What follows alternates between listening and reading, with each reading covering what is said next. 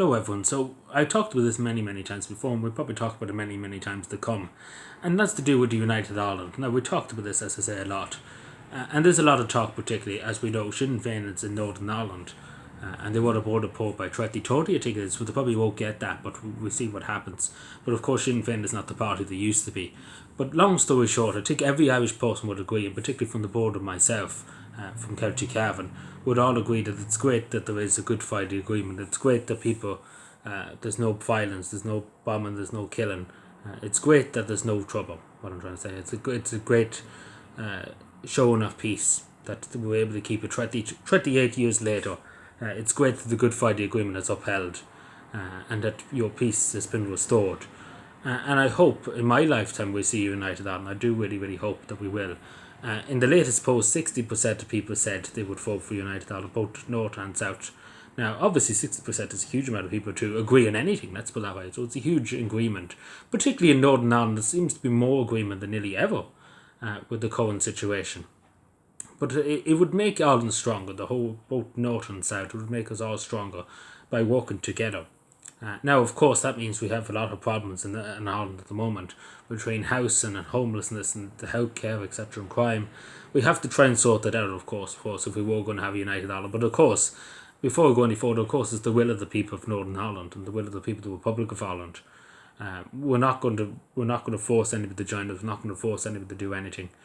It's up to the people of Northern Ireland to decide what happens if they want to join. And that only happens by referendum. But it does say in the Irish Constitution and the Good Friday Agreement too, that it's the will of the people to finally reunite with Northern Ireland, and that the people of Northern Ireland would always have the option to vote in a referendum to join the Republic of Ireland.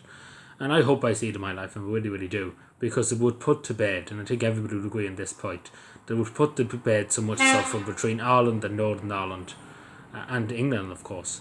It would put to bed all that for years and years. Hundreds of years of history.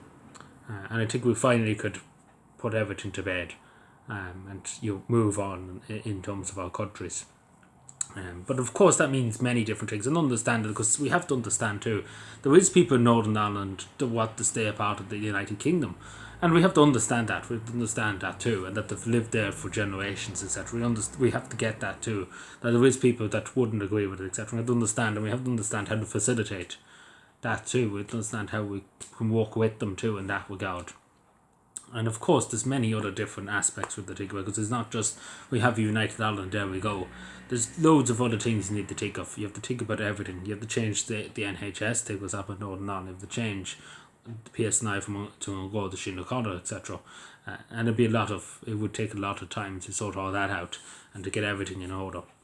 But of course, it would make the country stronger. I do think it would make us stronger together, working together. And I do think it would help our economy. It would help both North and South. It would help give more people jobs, etc. It would create loads of growth, and finally would probably create a lot of sense of achievement, I suppose, in the country. That's something that's finally been achieved after hundreds of years. Well, not hundreds, but 100 years or so of Northern Ireland's existence. And we want to keep peaceful connections, as I say. But I do think things are changing. I really do, and I don't like Sinn Féin, to be genuine. I don't like them at all. I think they're doing a terrible job in Northern Ireland and government in Northern Ireland.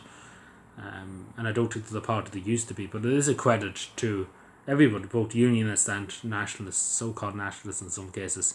But it's a credit that the peace has been kept upheld in the last 20 years. And I think it's a credit to everybody that a peace was achieved 28 years ago. And it's still keeps going today, and I think everybody in this country is grateful for that hasn't happened. And of course we need to do everything to try and keep that from happening, because we all know back years ago there was too much suffering, too much people died, too much innocent people died, and at the end of the day there was so much suffering, so much pain and so much hardship. At the end of the day it wasn't worth anything, because too many people still to this day missing their loved ones, missing their husbands, missing their sons, their daughters. It's just pure. We shouldn't have never went down that road, to be totally honest. On all sides, regardless of what side you want, we should never have come to that during the Troubles, etc. Because it was just a period where hope was destroyed, where just violence waned, and peace wasn't an option, but thankfully it was. But as I say, I do hope to see it in my lifetime, but of course by the consent of the people of Northern Ireland. I think that's the main thing. But as I say, we have to work out a lot of stuff. There's a lot of stuff that need to be worked out, etc. But I do think it's possible that it could happen by 2040. I don't think it would happen by 2030. I do think that's very short. The British government would have to agree, of course, to having a vote on Irish unity. But we do see the United Kingdom, it's kind of breaking apart. We see Scotland having the Nationalist Party, and we see Wales having a Nationalist Party that are pro-independence. So the United Kingdom is probably not going to exist for much more than be breakaway. It would be Wales, Scotland and England.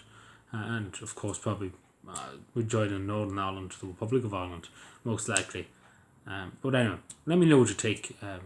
Do you agree? Do you not agree? What's the story? As I say, of course, the one last thing I would say is in a report about 3 years ago, it did say it would probably cost, I think, 9 billion or something, more than 9 billion, or nearly a trillion, I think it was. I think it was in the hundreds of billions, in the hundreds of billions to have a united Ireland, for the Irish state to have a united Ireland. But I do think it's a price worth paying, to be totally honest. I do think it's a price worth paying